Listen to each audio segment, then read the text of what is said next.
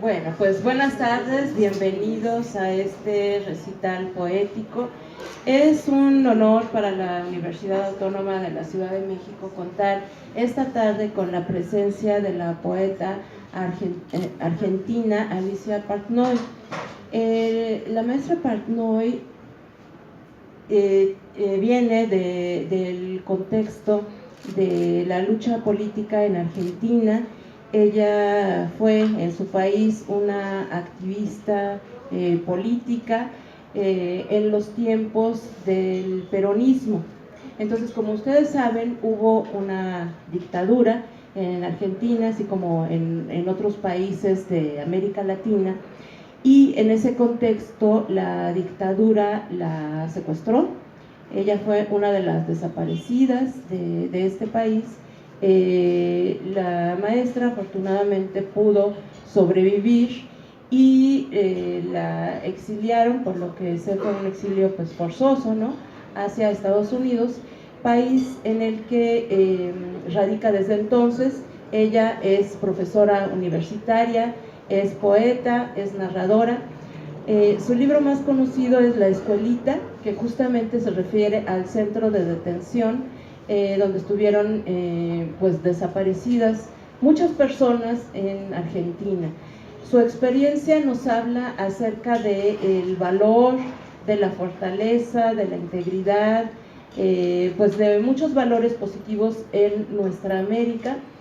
Y bueno, ella ha seguido adelante, publica en español y publica en inglés, y es de veras un gran honor para nosotros contar con tu presencia esta tarde, y pues queremos escucharte. Muchísimas gracias. Buenas tardes. Un aplauso para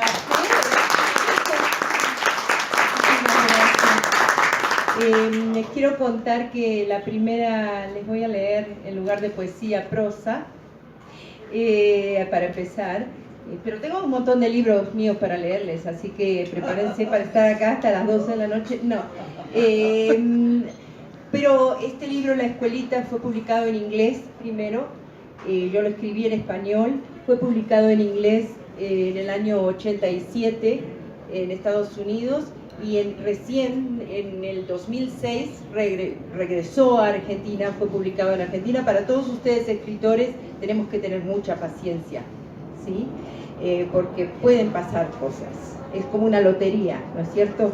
Entonces, la primera vez que leí este libro, cuando se presentó en castellano, fue en un comedor universitario. Entonces, esta es la segunda vez que lo leo en un comedor universitario. Estoy muy emocionada.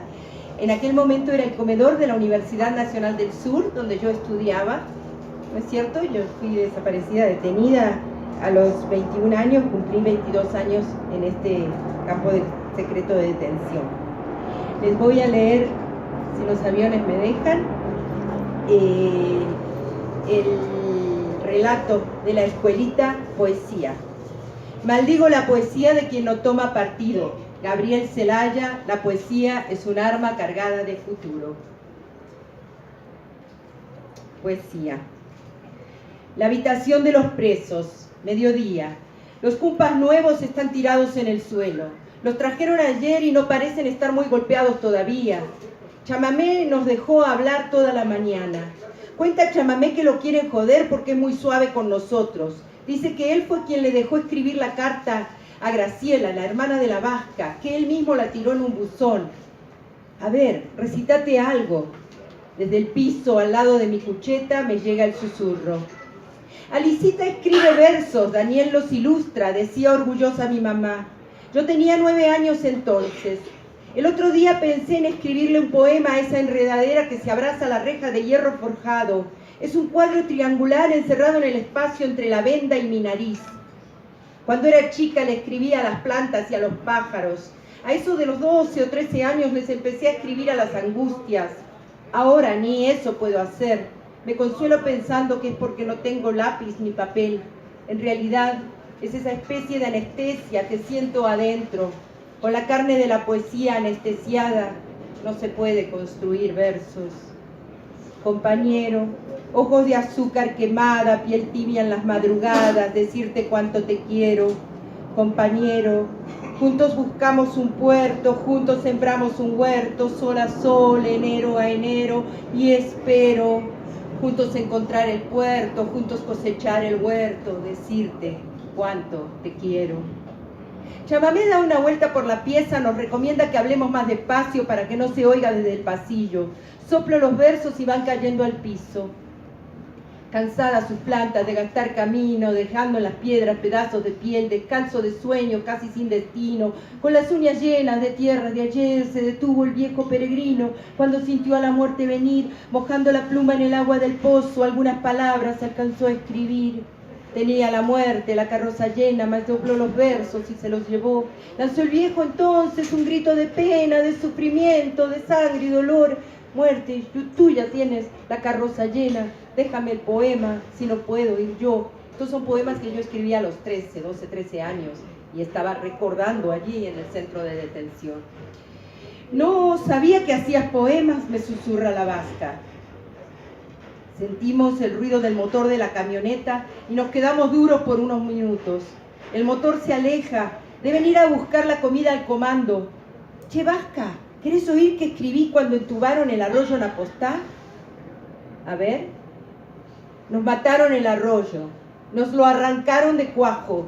Queda solamente un hoyo, medio tierra y medio barro. Acribillaron los árboles, al verdor lo asesinaron. Corre solo un hilo de agua por el canal desolado. Las selvas están de luto. Se murió su medio hermano. Murió por ser demasiada luz y demasiado canto. Sala de tortura, mediodía. ¿Nos vas a decir a quién le escribió esto tu mujer? Con los ojos infectados por la venda trata de leer en el viejo cuaderno que todavía conserva el olor de su casa. Al arroyo, dice, y le duelen las lastimaduras en la lengua. No macañes. Sí, señora, al arroyo. No sigas mintiendo porque te vamos a dar máquina. Si no le miento, señor, le escribió al arroyo cuando lo entubaron. Golazos. Esto fue escrito para algún asqueroso subversivo. Preparen la picana. Habitación de los presos, 1 de la tarde. A mí también me dio rabia cuando entubaron al arroyo. Las veces que habré hecho el amor bajo esos árboles, dice el cumpa nuevo, el que está tirado al lado de mi cucheta. Entonces se oye que abren la reja. Después, el ruido metálico de la olla del almuerzo que alguien arrastra hacia la otra habitación. Mientras tanto, el zorzal entra a desatarnos las manos para comer. Descubre que el otro compañero nuevo que está en el piso tiene la venda floja y le da una trompada. Cuando escucho el quejido ahogado me siento culpable. En vez de tanto recitar mis versos, debiera haber aprovechado el tiempo. Debiera haberles advertido a los presos recién llegados que en la escuelita se nos golpea por tener la venda de los ojos floja. Este libro fue evidencia en los juicios contra los genocidas en mi ciudad y pudimos testificar muchos años después, décadas después, y están presos durante un gobierno que tuvo la voluntad de meterlos presos. Ahora tenemos un gobierno que tiene la voluntad de mandarlos a la casa porque están muy viejitos ellos, los genocidas. Y la impunidad es lo más peligroso. La impunidad es lo más peligroso. Nos costó muchos años llegar a la justicia. Cuando estuve en México, aquí hace 18 años, en la Ciudad de México, ahora vine para presentar el libro de Marta Elena Montoya Vélez, compañera, profesora, que estuvo desaparecida en el Estadio Nacional de Chile, colombiana, y con mis estudiantes trabajamos en la traducción, con uno de mis estudiantes en la traducción de su obra en inglés. Pero yo estuve aquí hace 18 años y me encontré el libro de Marta Elena, me lo encontré, ella está aquí conmigo, me lo encontré de las manos de dos mujeres extraordinarias, Rosa Rojas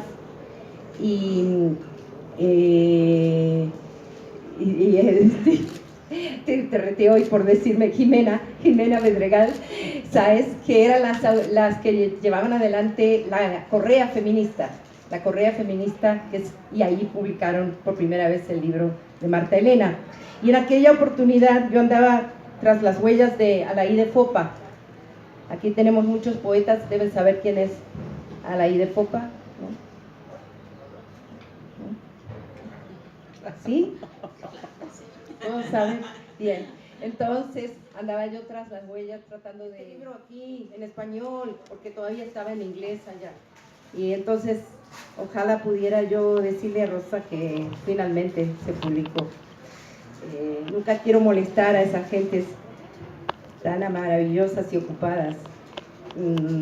Voy a leerles el poema que salió de aquella investigación. Salió solamente un poema, no salió mucho más. Y Elena Poniatowska, que me abrió en aquel momento los archivos, porque ella era amiga de Alaíde, y me abrió las puertas para las entrevistas y todo. Me dice, ¿y cuándo sale tu libro sobre Alaíde? Alaíde fue asesinada en una sesión de tortura a los 66 años cuando volvió en busca de, volvió de mensajera de la guerrilla, ¿no? Y ella a esa altura de su vida decidió, después que mataron a 2 de sus 5 hijos en Guatemala, incorporarse y fue desaparecida. Diálogo con Alaí Fopa. No se puede vivir con una muerte dentro. Hay que elegir entre arrojarla lejos como fruto podrido o al contagio dejarse morir. Alaí Fopa. Busco el espíritu de esta mujer y encuentro su amor por las manzanas, su ansiedad de alelíes sobre el pecho, los 5 hijos que amasó su cuerpo desgajado en la tortura, Alaíde de alas y de ideas. Cuando arrojo lejos de mí tu muerte, se vuelve proyectil por la justicia. Esto está en un libro que se llama Volando Bajito. Y ahora les voy a leer un poquito de otro poema que me inspiró un poco algo que me dijo Elena Poniatowska, que Alaíde, como ella, andaban siempre corriendo.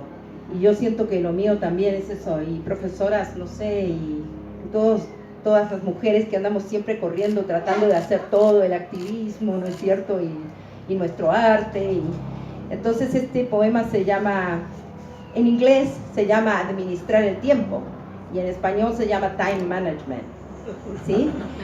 Mi editor estaba muy confundido y dice, ¿por qué los poemas en español les pones títulos en inglés? Y porque vivo en Los Ángeles y todo se me mezcla, ¿no es cierto? Así es mi vida. Time Management con Alaíde, con Elena, siempre corriendo.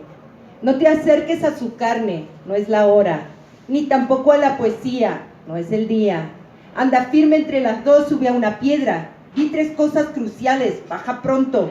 Muchas manos reclaman de tu tiempo y son de las que dan amor del bueno. Sopesa sin angustia, sin consuelo, las monedas con que seguramente ha pagado cada cual por tu decoro. Entonces esto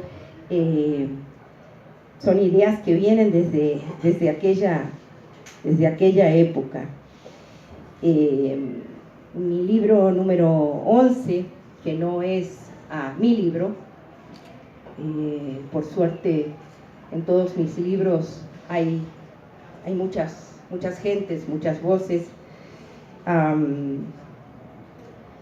Acaba de salir para mi hija Silvia, de Evangelina Arce. Evangelina Arce es una madre de Ciudad Juárez. Ya les contaré un poquito más. Les voy a leer el prefacio de este libro. Allá atrás no se enojen si me siento y no les veo las caras, ¿sí? Pero voy a leer un poquito de este prefacio y luego voy a compartirle un poema a ustedes de Evangelina.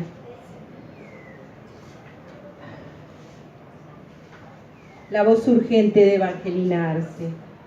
Décadas antes de que el mundo despertara a la brutal realidad del feminicidio, ya estaba Evangelina Arce levantando su voz contra la impunidad que lo perpetúa. Mujer de pueblo que supo unirse a la lucha de los familiares de los desaparecidos mexicanos allá por los 70, Evangelina comenzó a escribir poesía en el 2003, después de que los esbirros cómplices de los asesinatos de mujeres trataran de matarla a golpes por buscar a su hija Silvia. Desde el secuestro de su hija el 12 de marzo de 1998, como las madres y las abuelas de Plaza de Mayo, doña Eva se había convertido en detective y abogada, se había organizado con otros familiares y había gritado hasta el cansancio: ¿dónde están? Entonces, esta mujer, que solo había cursado hasta tercero de la escuela primaria, convocó a la poesía como bastón y espada en su batalla agotadora contra el silencio. Quisiera ver tu luz y el camino me llevara hacia donde estás, escribe cuando ya lleva años recorriendo esa senda.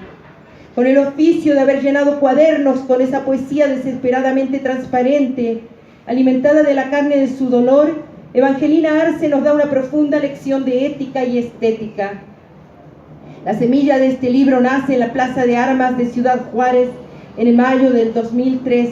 Las y los convocados al 6º encuentro de poetas lanzábamos con un megáfono nuestros versos hacia la gente que transitaba ese sábado por la plaza. Evangelina se acercó y pidió leer su poesía. Entonces, esa mujer pequeña de ojos vivaces se volvió gigante en mi espíritu y ha sido fuente de inspiración para mí y los cientos de estudiantes que han pasado por mis salones de clase. Le pedí permiso para copiar un poema y compartirlo. Estaba yo sentada en el piso de la glorieta al centro de la plaza y rodeada de zapatos de poetas que esperaban su turno para leer. Recuerdo que copiaba los versos de Calles cuando los pies de un periodista se acercaron. «Usted es la argentina que estuvo desaparecida», afirmó una voz allá arriba. «A mí me interesa mucho la historia de su país, de los desaparecidos. Me gustaría hacerle una nota de tapa para mi diario. Si viene conmigo a la redacción, la entrevisto», continuó. «Claro que sí», le respondí, «pero si me espera un momento a que termine de copiar este poema de Evangelina Arce, lo acompaño. Mientras tanto, sería importante que hablara con ella. Su hija desapareció aquí». El dueño de aquellos zapatos y de aquella voz engañadoramente solidaria dio media vuelta y sin siquiera saludar a Evangelina, se perdió entre la gente. Cuando cuento este episodio hay quienes lo explican subrayando el miedo que paralizaba a Ciudad Juárez. Sin embargo, ¿qué dimensión del terror podría llevar a un ser humano a huir de una madre por el solo hecho de que su hija haya sido secuestrada? ¿Qué valor inconmensurable necesita entonces esa madre para no callar, no claudicar y enfrentar al sistema de injusticia? ¿Cuál era mi función como testigo de la invisibilidad de Evangelina Arce y en ella de las madres de las desaparecidas mexicanas? Fotocopié el cuaderno y mis alumnos, en su mayoría mujeres latinas, algunas de ellas dacamentadas o inmigrantes soñadoras, transcribieron y tradujeron los poemas. En esa labor aprendieron sobre el feminicidio desde la perspectiva de la sobreviviente. Porque Evangelina Arce no solo sobrevivió a la golpiza que precediera su poesía, sino que en su juventud, embarazada de Silvia, había sido secuestrada y llevada al desierto, así como tantas mujeres que hoy buscamos y lloramos. Luego de horas de tormento que relata en el documental Señorita Extraviada, Missing Young Woman de Lourdes Portillo, la joven Evangelina había sido milagrosamente liberada por su secuestrador. Sus poemas tienen entonces una doble lucidez, y aunque en ellos no se hable desde la voz de la víctima, esa experiencia anida en los huesos de la madre testimoniante. Su desesperación echa mano a una infinidad de recursos para volcarse en la página. Ecos de la Biblia, de canciones populares, de José Martí, de Shakespeare, de sermones religiosos y aún de himnos patrióticos son conjurados por la voz poética. Cuando le pregunto a Evangelina si lee mucho, si va al teatro, si va a misa, sonríe y dice que no. Me cuenta así que cantaba corridos cuando era joven y que los primeros poemas los escribió bajo un árbol de su patio en los papeles que se usan para envolver tortillas. Me da permiso para agregar puntuación a sus poesías, ya que esa catarata que a mí me parece inmensamente significativa por reflejar la desesperación de la madre, se torna incomprensible para muchos de los lectores que queremos alcanzar. ¿Por qué solamente pone un punto o una coma aquí y allá, Evangelina? Me atrevo a indagar en esos días que pasamos juntas trabajando este libro bajo el cálido techo de Casa Tabor. Porque no sabo, responde con una risa pícara, usando muy a sabiendas la conjugación aniñada del verbo. Aclara que nunca le alcanzaron a enseñar los signos de puntuación en la escuela. Sin embargo, esta autodidacta eleva nuestra idea de la poesía popular a otra dimensión. Arce se mueve con total libertad entre el surrealismo de Casablanca y de su poema Crecen y la canción de protesta de Presa que entona con música de corrido. Recupera la imagen de su hija con el lirismo de una elegía impregnada de intertextualidad en ansiedad y ejercita un tono profético en Ha comenzado otro año nuevo. Sus palabras se deshacen en ternura, en Para mi hija Silvia, y en angustia resuelta y en resistencia en Despierta, para desmoronarse e invocar a Dios en Solita. Su obra presenta un fuerte desafío al traductor. Por eso, y porque mi objetivo ha sido que estos poemas y la realidad del feminicidio calaran profundo en la conciencia de mis estudiantes y de mis colegas más cercanos, este libro lleva casi 10 años de preparación. Mientras tanto, Evangelina ha escrito cientos de poesías y ha continuado su lucha por la justicia y la verdad. Ha sumado a su dolor inconmensurable y a su lucha el asesinato de su nieto Ángel, hijo de Silvia. El joven fue ultimado en el 2006 mientras asistía a una fiesta quinceañera, 2 días antes de testificar en el caso de su madre. Casi una década después, el movimiento Ni Una Más, Ni Una Menos en Argentina logró volcar a millones de personas a las calles del mundo. A pesar de que ha crecido la conciencia y la denuncia de este genocidio de mujeres, no lo lograremos detener hasta que no se acabe la impunidad en todos los casos, hasta que no aprendamos a escuchar a las evangelinas del mundo antes de que los huesos de sus hijas nos lo demanden. Voy a compartir un poema de ella. Evangelina Arce, Mujeres. ¿Qué puede hacer tu palabra en este desierto de odio? Madres, no callemos, cansada, niña, hija, grita. ¿Quién ha hablado de derecho y respeto y paz? ¿Para qué hacer frases célebres? ¿Para qué instituir si se nos repiten huecas? Mujeres, no nos callemos. Mujeres, alcemos la voz hasta curarles las orejas a la justicia. Alcemos la cordura y la razón que nos regresa a la calma. Triste corazón abierto, alégrate. Escribe un poema de las féminas masacradas. Declaro humanidad, no a la violencia. Madre, que regrese tu hija, tu hermana, mi hija, cuando la tarde caiga. Y si tus manos no hacen nada, alcemos la voz y la palabra lo haga. Evangelina Arce, en Para mi hija Silvia. Mis poemas son muy pálidos al lado de los de ella, pero voy a atreverme a leerles alguno más. ¿Todavía hay tiempo? ¿Cómo estamos? ¿Sí? ¿Sí? Les voy a leer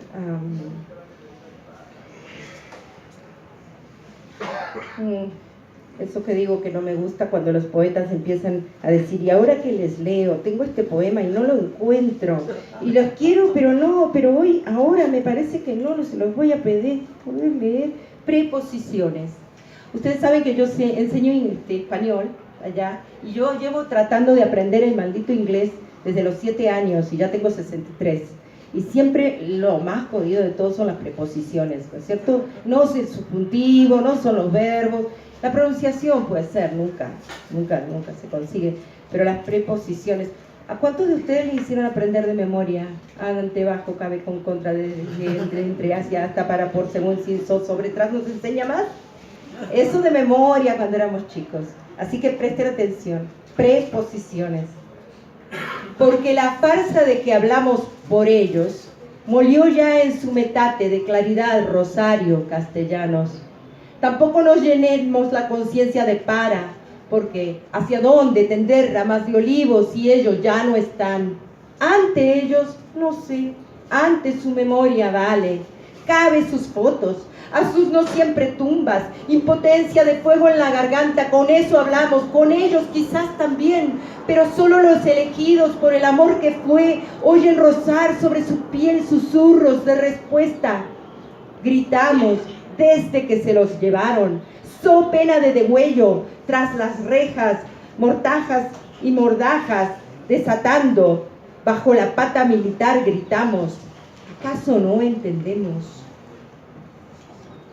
todavía que por es imposible, que si por fuera, no nos daríamos aún por enterados de la brutalidad de ese despojo, porque sin ellos, porque siempre sin ellos nos quedamos, levantando la voz contra la marejada, entre las piedras rotas y los cimientos de la ciudad, en que entonces sí, por ellos y con ellos, adolecíamos de ansias de abrazarnos a esa especie de tierno animal desconocido al que por falta de mejor nombre habíamos bautizado liberación. ¿Sí? Acabo de encontrarme con mi compañera de la cárcel de hace 30 y tantos años, Raquel, que vive aquí y nos desparramó la vida y por eso le dedico ese poema.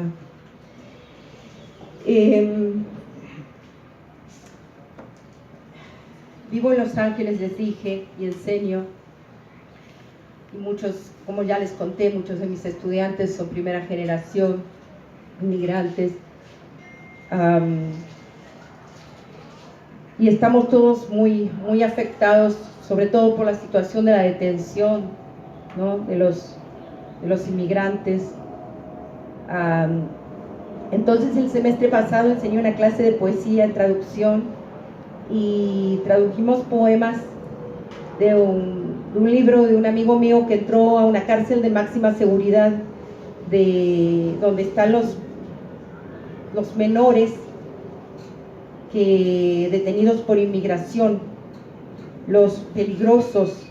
En general son chicos de 14, 15, 16 años que al entrar por algún motivo, fueron arrestados y confesaron crímenes en su tierra porque están creídos de que con eso los van a dejar estar en los Estados Unidos, pues así los agarran de las pestañas y entran en esas cárceles donde no hay Dios que los saque. Mi amigo entró con sus estudiantes a hacer talleres de poesía y acaba de publicar un libro. Entonces con mis estudiantes estábamos trabajando ese libro y nos fuimos a visitar la cárcel de Adelanto. ¿Han oído hablar de eso? Adelanto debiera llamarse Atraso, ¿verdad? Es una cárcel para detenidos indocumentados, detenidos de inmigraciones. Es una cárcel privada, tiene todo un sector muy grande para hombres, para mujeres también. Y las condiciones de vida son espantosas en ese lugar. El acceso a la justicia es casi nulo. Y visitábamos una presa. Y mientras visitábamos a ella en la sala de espera, había una niña viendo a su mamá, visitando a su mamá, ¿no? Estaba detenida ella con su uniforme allí naranja y me hizo acordar mucho de cuando mi hija venía a la cárcel, porque después del tiempo que estuve desaparecida, estuve 5 meses en la escuelita, 3 meses y medio en la escuelita y 2 meses más desaparecida en la cárcel para presas políticas, y luego fue trasladada a la cárcel más grande para presas políticas, donde habíamos 800, ¿no? de nosotras. Y cuando venía mi hija a visitarme era por un vidrio y cada 45 días podía venir y hablábamos por un micrófono. Mi hija Ruth ahora es poeta y también escribe, pero bueno, yo le escribí en aquel momento un poema que salió en los cuadernos. ¿Te acuerdas que los poníamos en los cuadernos? Teníamos esos cuadernos literarios, nosotras también allí, y que ahora yo lo canto. Yo soy bastante mala para cantar, pero me animé ahora a esto y se lo dedico a las madres detenidas en las cárceles de inmigración. Nana sin la cebolla, con Miguel Hernández. A las madres y a sus hijos, ¿verdad? Que son los que más sufren, tal vez, más que nosotras cuando estamos presas, nuestros hijos. Tu madre no está presa, tu madre tiene pájaros en la sangre, no la detienen. Las rejas, los barrotes, ni los candados, ni tu madre está presa, ni te ha dejado. Su tristeza es paloma su dolor golondrina, sus días son gorriones buscando tus esquinas. Tu madre no está presa, niña, tu madre echa a volar los pájaros de su sangre. Si llegan hasta tu alma y allí hacen nido, que vos puedas gritarles que ha amanecido, que vos puedas gritarles que ha amanecido. Cárcel de Villa Devoto, 1978. Para finalizar voy a leer un poema que se llama SOS. Está en Volando Bajito y tiene un par de referencias literarias. Todos saben quién es Claribel. Claribel, Alegría. Quiero hacerle el homenaje. Hoy, hace poquito la perdimos, ¿no? La gran maestra, escritora, poeta, testimonialista. Ella tiene un libro que se llama Umbrales, por eso hablo de Claribel de los umbrales. También Juan Gelman fue exiliado aquí en México. Es, digamos, mi poeta más admirado, tal vez, después de Vallejo, tal vez.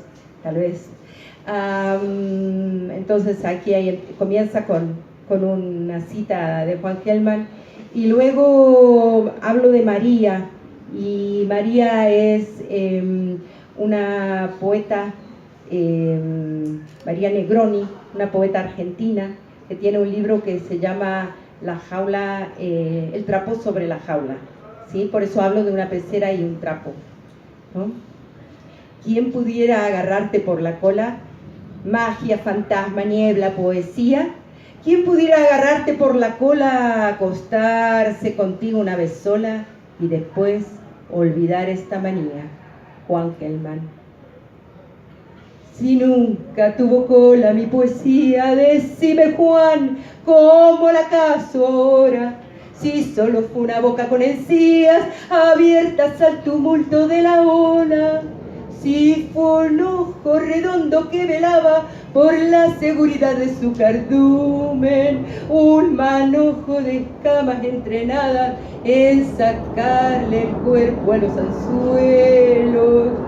Pásame, Claribel de los umbrales, esa receta eterna contra la sequía del verso.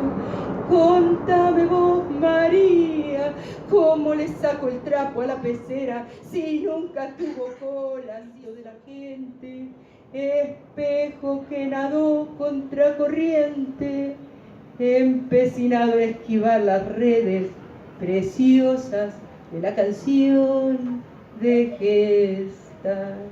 Gracias.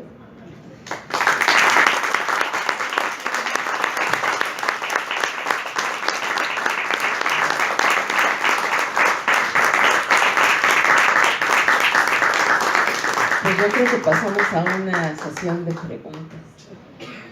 Pues díganme ustedes, ¿quién quiere hacerle alguna pregunta a la maestra? ¿O leer un poema? O leer un poema, si quieren. Pues, a ver. ¿Quién dice yo? A ver. Por supuesto que, bueno, aquí la idea es, ¿qué fue lo que la llevó a hacer poesía? Primero aprender el ritmo para escribir buena poesía, o si no hubiera pasado lo que me sucedió, no hubiera escrito poesía, o fueron las dos cosas para escribir poesía. Muchísimas gracias. No, yo escribía desde chiquitita, a los 9 años. Mi mamá es pintora y respetó mucho toda cuestión de creatividad, me daba mucha libertad. Y tenían ellos una biblioteca y mucha poesía, sobre todo los poetas de la Guerra Civil Española. Leí mucho de chiquitita, mucha poesía. y eso como que en mi casa se escuchaba tango todo el día también, eso se me fue metiendo de algún modo, aunque canto como un perro y no sé cómo me atrevo, pero ya, porque ya de recitar estas cosas solamente me aburro yo. Pero fue eso. Ahora, yo escribía poesía política, creía que escribía poesía política horrible antes de la cárcel. No les recomiendo como taller literario en la cárcel para nada, ¿no? Pero yo escribía desde una experiencia que no era, digamos, no estaba en mis huesos, digamos, eran panfletos, eran puros panfletos, ¿no? Cuando quieres decir cosas, si quieres decir cosas y no las has realmente internalizado, vivido o comprendido, porque tampoco tenemos que vivir todo comprendido. Entonces, creo que mis primeras audiencias, mis primeras pobrecitas castigadas, ¿no? Con escucharme como Raquel, porque no había otro evento al cual asistir en la cárcel, ¿verdad? Entonces, además lo hacíamos todo, estaba prohibido, ¿no? Y hacíamos recitales de poesía en las duchas, porque nos dejaban salir y estar una hora fuera de las celdas. 2 horas, y entonces allí nos hacíamos como que nos íbamos a bañar y nos metíamos en las duchas y recitábamos, y cuando venía la guardia salíamos todos corriendo y hacíamos nuestros poemarios que se los llevaba el penal, ¿no? Se los llevaban, nos hacían requisa, nos sacaban los poemas, nos castigaban por escribir, por las revistas aquellas literarias que teníamos con yerba mate y con los tiros de toallas, pero en ese lugar, encima con la censura, es decir, vos no podés estar escribiendo directamente lo que te está pasando, sino que hay que recurrir a ciertas formas un poco más estilizadas, como para cuando lean tus poemas no necesariamente se den cuenta que, bueno, nuestros cuentitos eran censurados, no salían de la cárcel porque de pronto teníamos un perrito que liberaba a sus amigos de la perrera, ¿no es cierto? Y eso ya era muy obvio, y si teníamos algún globo rojo era un problema, ¿no es cierto? Entonces, con la poesía teníamos como dos vertientes, así. La mía era un poco más transparente, pero había una poesía muy, muy oscura, muy apretada por esa censura, que también era muy valiosa en aquel momento. Lo que pasa es que mi poesía servía muchas veces como poesía de barricada, ¿no? Entonces tampoco siempre sobrevive sobre la página esa poesía. También vale más cuando la estás recitando, cuando estás en un contexto determinado. Y hay ciertos poemas que si no estás sobre la página no te van a llegar, ¿no? Pero bueno, ya te hablé de cosas que no me preguntaste. Gracias. ¿Quién más quiere hacer? Me gustaría que se extendiera un poco más sobre esta poesía clandestina, irrefrenable en las duchas. ¿Cómo brotaban esos versos? ¿Cómo eran espontáneos, memorizados con...? Bueno, no, eran los recitales en las duchas. Okay. O sea, escribíamos nosotros, o pensábamos, o hacíamos teatro en las duchas, hacíamos danza en las duchas. Es que era como una ducha de un gimnasio, ¿no es cierto? Pero muy, muy chica, ¿no? Sería como, ¿qué? Este espacio, más o menos, ¿eh? Estamos de acuerdo. Qué bueno que viniste, porque uno se va olvidando ciertas cosas. Y entonces era que ahí podíamos congregarnos, porque en ningún otro lado estaba tan escondido como para congregarnos, porque si nos poníamos en el pasillo ya ahí se daban cuenta que teníamos una reunión. Entonces era un lugar de intercambio cultural, ¿no? Eran nuestras tertulias literarias. También en las celdas, en una época estábamos en pabellones que éramos como 38, 40 mujeres. Diferencia de las mujeres allí en Adelanto, que tienen 86 mujeres en un pabellón, ¿no? Es una cosa insoportable, me contaron, de vivir. Los libros no les pueden entrar. a menos que los manden las editoriales y ellas primero los pidan por escrito. O sea que en eso hasta pensás que son condiciones que han superado lo que hacía la dictadura militar en aquel momento, ¿no? Entonces, sí, teníamos los poemarios, teníamos varias poetas, todavía los juntamos, y los poemas, digamos, iban pasando de cuadernos en cuadernos sin nuestros nombres. Entonces, cuando yo salgo, y muchas cosas para niños. Ahora acabo de publicar un libro que se llama Escucha, cuentos y versitos para los más chiquitos, que va a salir en Ecuador como Escucha, cuentos y versitos para los más chiquitos, una versión ecuatoriana, ya no el escuchar y no el voz, pero que son los poemitas y cartitas que le escribía a mi hija contándole cuentos desde la cárcel. Pero esos circulaban, yo los sacaba en las cartas a mi mamá, pero también circulaban en los cuadernos, los mandábamos a los sobrinos, los mandábamos a los primitos, y cuando venía el penal, venían las requisas, nos los llevaban todos. Y era cuestión de volver a recordar y volver a escribir todas esas cosas, y bueno, así iban circulando. Y la verdad que mi primera publicación fue acá en México, fue en un poemario de un organismo de derechos humanos que se llamaba Cantos para mi hijo, Cantos para mis hijos, y ahí había 2 poemas míos, el de la tortuguita curiosa, ¿no es cierto?, y el de la mariposa, Julita la mariposa, estaban allí sin mi nombre, porque habían estado circulando. Entonces la emoción cuando alguien me trajo una fotocopia de esto, ¿no? Pero toda esa creación, y en toda cárcel realmente yo tengo entendido que aquí la universidad tiene mucha actividad con los presos, yendo a talleres, ¿no?, dictando talleres literarios. Son parte de ustedes de esa experiencia. ¿Quieren contarme un poco, no? ¿Alguien aquí ha ido a las cárceles a hacer, dicen que trabajan con los estudiantes de creación literaria, tal vez de otro plantel, ¿no? ¿Sí? O sea, directamente yo no he ido, ni Carmen, creo, no hemos ido. Bueno, pero la carrera como tal se imparte también en los centros penitenciarios. Se acaba de titular a alguien de Derecho, entonces la universidad da clases ahí, tiene titulados en las cárceles, pero bueno, son compañeros profesores que están, digamos, dedicados, ¿no? También es a eso, aunque hay unos de nosotros que sí han ido. Héctor Carreto, por ejemplo, fue Armando Alanis, algunos de nuestros compañeros, y tenemos estudiantes que cuando terminan su condena y no han terminado la licenciatura se incorporan para acá lo hacemos de.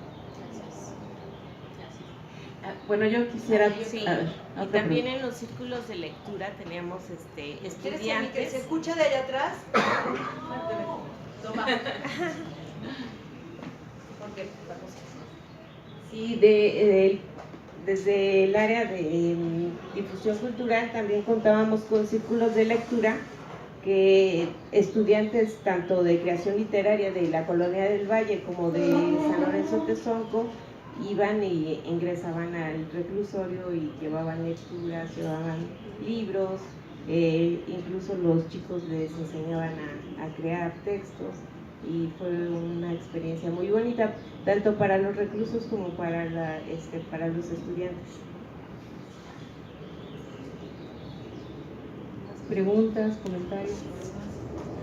Perdón, desde su punto de vista, podría digamos, la poesía que usted hace podría tomar recursos como, por ejemplo, de corrientes como el imaginismo o la poesía concreta.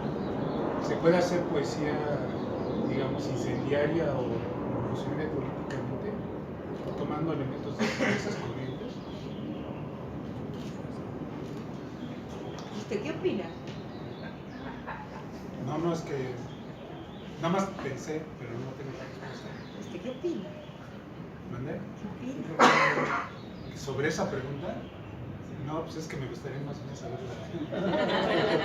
Porque para mí, yo nunca me la he preguntado, entonces, pero yo pienso que se puede hacer poesía con todo, poesía política con todo movimiento, con todo.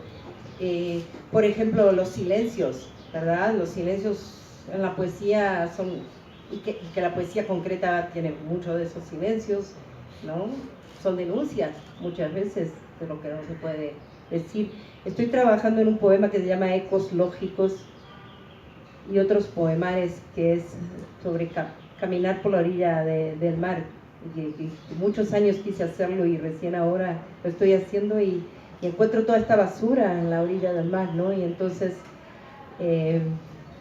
escribo sobre eso, pero estoy empezando a ver qué es eso de la biopoética. ¿Usted ha oído hablar de eso de la biopoética? Yo recién me entero, ¿no? Y entonces sé que con la biopoética hacen poesía con cuestiones científicas y químicas y ADNs y cuestiones espaciales y cuestiones, ¿no? Entonces, pues yo creo que podemos, no sé, ¿qué piensa la profesora aquí? No, porque me pone a mí. No, pues no sé, yo, pues de la poesía concreta no sé, estoy pensando en la poesía visual en general, por ejemplo, que pues se ha usado para la denuncia política, evidentemente. Entonces yo creo que pues por ese lado podría ser, ¿no? Yo quisiera hacer una pregunta, o más bien un comentario. Mencionabas a Laide Fopa, poeta guatemalteca, como sabemos, que vivió en México, estuvo aquí, participó en Radio Universidad, tenía un programa y todo esto, el Foro de la Mujer, una feminista, una poeta. Quisiera que pues nos contaras o compartieras un poco de pues tu visión sobre ella o de algo que hayan compartido.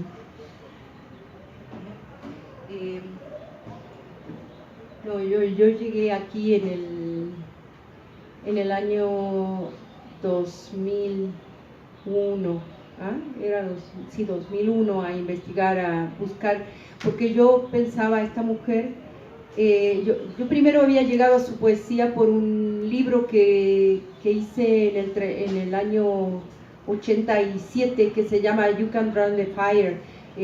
Para los que leen en inglés, está subido en una cosa que se llama academia.edu, y ahí está porque está agotadísimo, y son 35 mujeres en el exilio, Latin American Women, mujeres latinoamericanas escribiendo en el exilio, y así conocí, ¿no es cierto?, sobre Laide Fopa, conocí, o sea, poetas, escritoras, ensayistas, en aquel momento Olga Béjar, aprendí sobre Peri Rossi, ¿verdad?, Valenzuela, todas ellas están en esa antología, y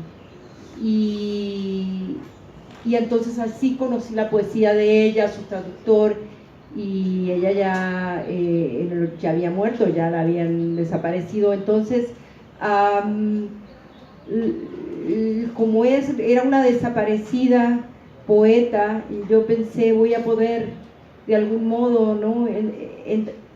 No sé, y aparte me inspiraba mucho, pero no conocía su poesía, muy delicada, una poesía como pues, no podríamos llamarla política directamente, pero una poesía feminista, una poesía, era traductora de Dante Alighieri, era una mujer, y aparte una vida afectiva, una vida política, era profesora universitaria, ¿no? Por eso siempre corriendo, ¿no? Pero lo que me pasó es que yo empecé a entrevistar a sus amigos, a leer sobre ella, a recorrer las calles que ella había recorrido antes que la secuestraran. Su último programa en Foro de la Mujer fue una entrevista a Rigoberta Menchú, cuando Rigoberta pasó por aquí y se hacía llamar Lupita. Rigoberta venía escapando, iba camino a Europa, y yo no supe por muchos años si ella, o sea, quise confirmar, ¿no? Es Rigoberta, porque se cuestionó tanto lo de Rigoberta en Estados Unidos, que si lo que le había pasado, no le había pasado. Bueno, es a Laide la que la entrevista, y pide que esa entrevista no sea difundida hasta que después de que ella regrese de Guatemala, y ya nunca más regresa porque la secuestran. En Guatemala va a atender a su madre enferma, pero también va como que correo de la guerrilla. Pero en ese momento yo empiezo a entrevistar a sus hijos, y cada hijo tiene una visión completamente diferente de quién era Laide y por qué muere, y de su militancia. Entonces yo me sentía como que estaba haciendo eso que les dije, ¿no? Como un poco un buitre, ¿no? ¿Quién soy yo para meterme en la vida de esta mujer y de su familia, tratar de reconstruir, ¿no? Yo pensaba, bueno, esta poeta que además muy desconocida en aquel momento, ¿no? Porque no, recién ahora se le está dando un poquito de reconocimiento, hubo un libro hace unos años sobre ella, pero no, entonces me asustó, entonces lo que le digo, digo que ese libro lo voy a escribir a los 66 cuando llegue a la edad en que a ella la mataron, porque entonces va a ser el momento de hacerle el homenaje, por lo menos voy a estar un poco más cerca de su edad en aquel momento, y tengo 63, así que 2 años más enseñando y luego me dedico a eso en este momento. Y ahí verán qué más investigué, ¿no? Porque realmente era una mujer impresionante. Pues gracias por esto que nos has contado. A ver, ¿alguna otra pregunta, Betty, que nos digas a qué hora tenemos? Entonces seguimos con las preguntas. A ver, por favor. Para una persona, después de estar recluida, independientemente del tiempo, la visión del mundo cambia necesariamente. Comparte en cierto modo el sentimiento y la sensación. Pero después de este tipo de experiencias, sus palabras, ¿cuál puede decir que es el deber del poeta para los demás y para sí mismo? ¿Cuál es el deber del poeta? No, otra vez repito lo que dije esta mañana allá en San Lorenzo. Yo no tengo recetas, no hay recetas para sobrevivir, no hay recetas para militar, no hay recetas para escribir. Me pisaría ahí la cola si pensara que un poeta tiene un deber. Mi mamá es, les dije, pintora, artista, y lo que ella me enseñó es que el deber de todo creador es ser fiel a sí mismo, ¿no? Es como... pero también me dijo que lo que aprendió ella de su maestro, un muralista, Demetrio Ruchúa, cuyos murales están en la Galería Pacífica, en Argentina, en la Galería Pacífico, donde pintó también Siqueiros, y hay murales de Uruchúa, del maestro de mi madre, y Uruchúa hablaba del humanismo, ¿no es cierto? Que los artistas tenemos que tener un corazón, ¿no? Que mire a la humanidad, que sea solidario. Pero en nuestra obra, si decimos deber, si decimos receta, ya nos estamos, digamos, metiendo en compartimentos ahí peligrosos, en otra reclusión, ¿no es cierto? No podemos compararla, ni minimizar, ni trivializar la reclusión que sufrimos, pero es una forma de encierro, ¿no? Para vos, ¿cuál es? Se puede encontrar en muchos lados, ¿no? ¿Ya? Es complicado. Es complicado, pero porque a ustedes les gusta hacerme preguntas complicadas y entonces ahora van a tener que contestarlas. A ver, ¿cuál es el deber del poeta? No sé si el cable llega a tanto público.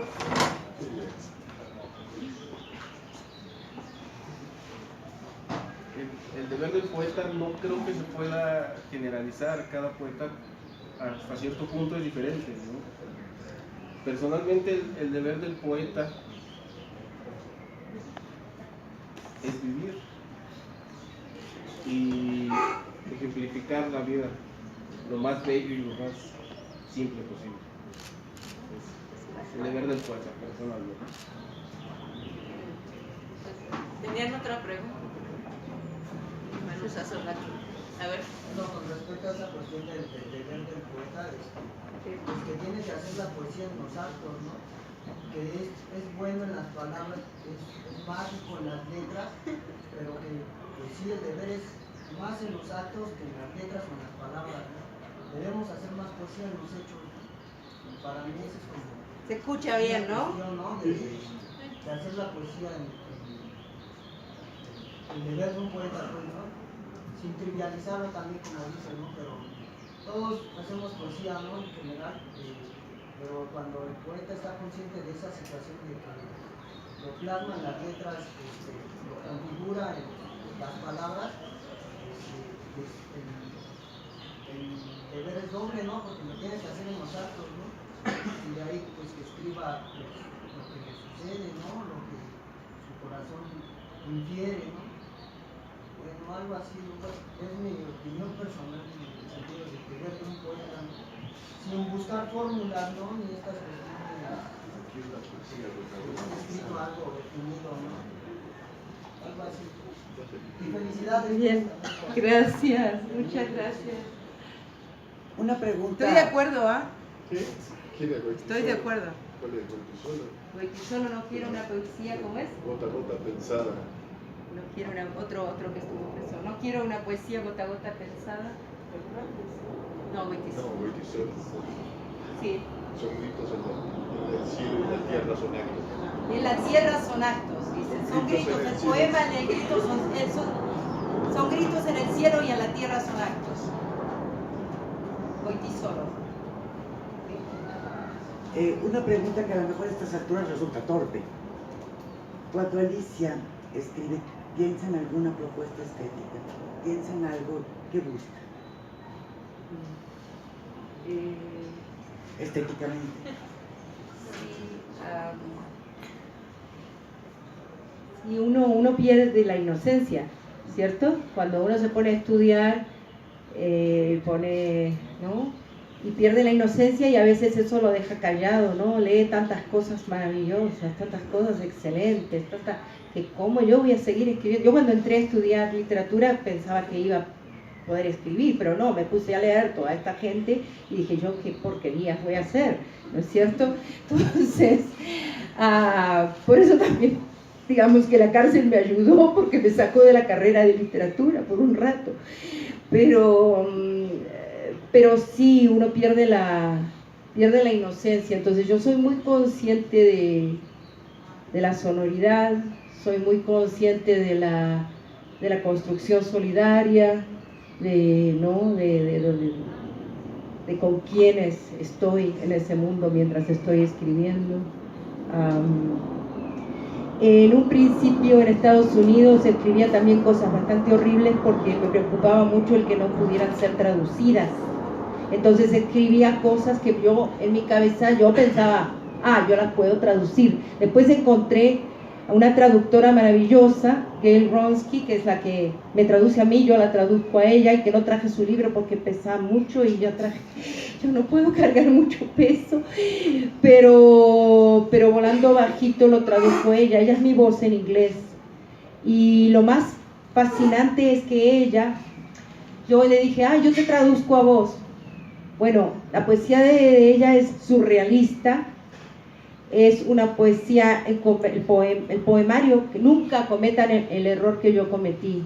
Sin haber leído ese poemario le dije, yo te traduzco el próximo, por agradecimiento, porque ella me había traducido a mí, yo te traduzco el próximo. Cuando vi ese otro poemario que yo tenía que traducir, que era En conversación con sueños de una noche de verano de Shakespeare, y era surrealista, y era en conversación con todo lo contemporáneo, la música popular, la cultura popular norteamericana, me asustó mucho. Fui a sus clases, aparte que con mucha intertextualidad con Sueño de una noche de verano. Y ustedes los que han leído, yo creo que hay una muy buena traducción de una poeta uruguaya, Ida, ayúdenme, Ida Vitali. Sí, pero que esa no es la que se conoce. La que se conoce es la traducción de Porrúa al español del año de 1900, que no es en verso y que conserva los nombres de los personajes en inglés.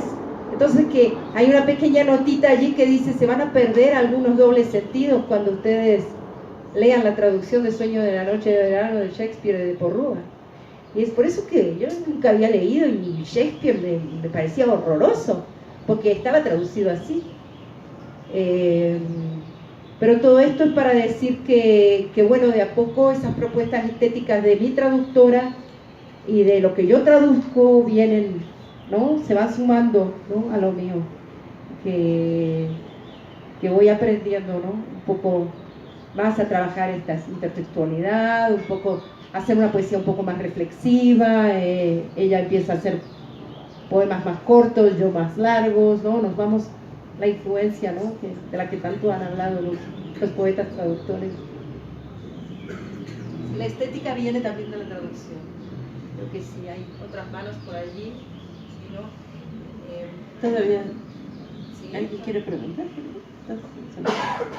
Si no, yo aprovecho para quieren preguntar.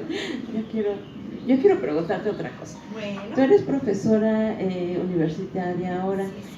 Quisiera que nos contaras en qué universidad estás, qué enseñas ahí, en qué carrera, cómo es tu experiencia con los jóvenes de Estados Unidos, si son latinos, bueno, cuéntanos un poco esa experiencia.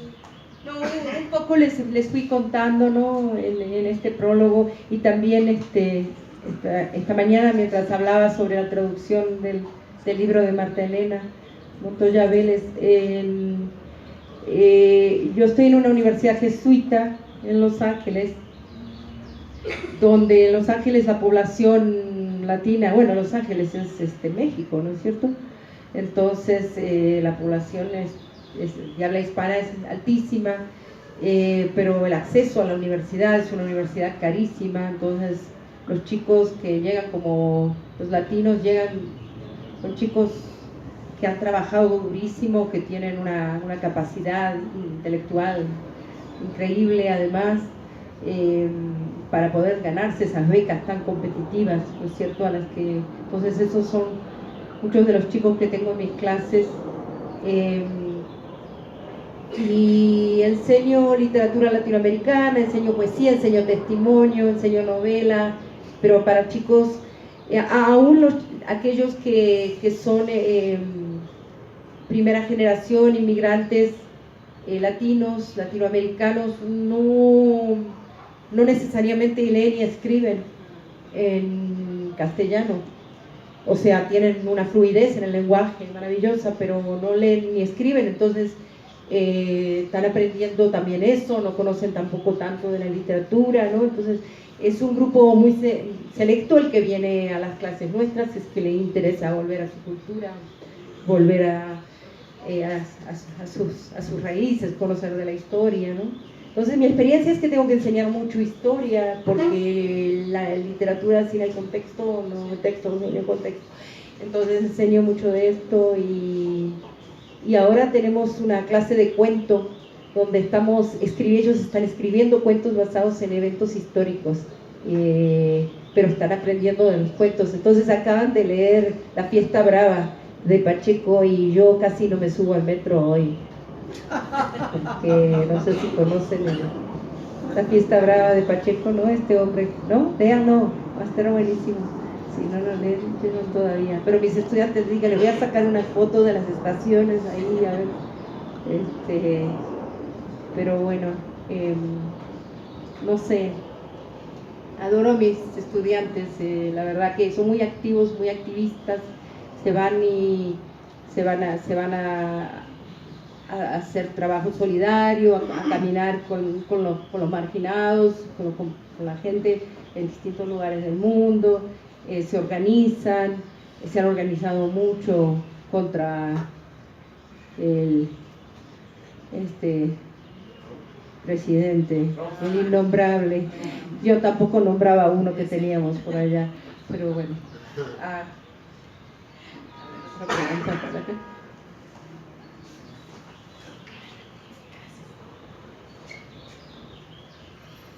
No, es que Alicia es demasiado modesta y yo he asistido a sus clases en California y es impresionante. No es porque sea mi amiga, porque nos ha juntado la vida en estas circunstancias de que nos encontramos hace ya como 10 años, pero sí es impresionante asistir a sus clases, porque primero tiene una dulzura impresionante con los chicos y es una partera, realmente es una partera, porque va trabajando con ellos y van saliendo las experiencias de ellos en un español balbuceado, pero que ya después pueden empezar a hablar, y ella entonces se sirve de cine, de películas, de fotografías, de alguna parte de un cuento, y va introduciendo a los muchachos en esta América Latina con toda su problemática, y además los pone a ellos a trabajar mucho. Entonces es muy lindo porque uno no se da cuenta de cómo pasa el tiempo, y ellos tampoco, ¿no? Todos están muy metidos en ese trabajo, y es una poeta en el aula. Entonces es maravilloso. Yo no había visto una maestra así. Qué bien que la tenemos por aquí. Deberíamos invitarla a dar una clase. ¿Verdad que sí?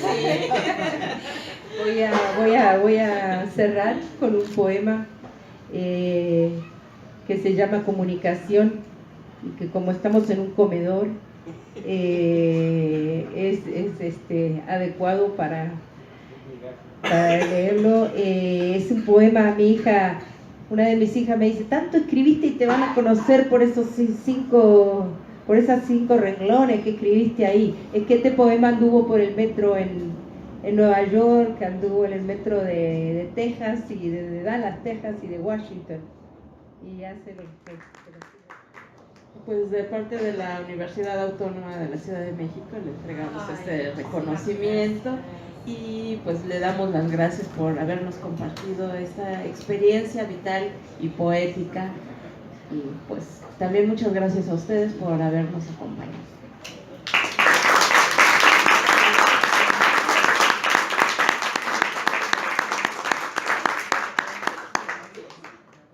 Es el que trae de los preposiciones.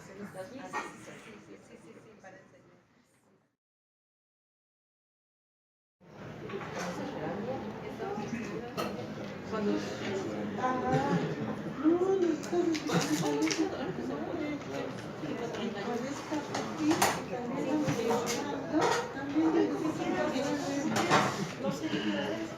Son las 5:30.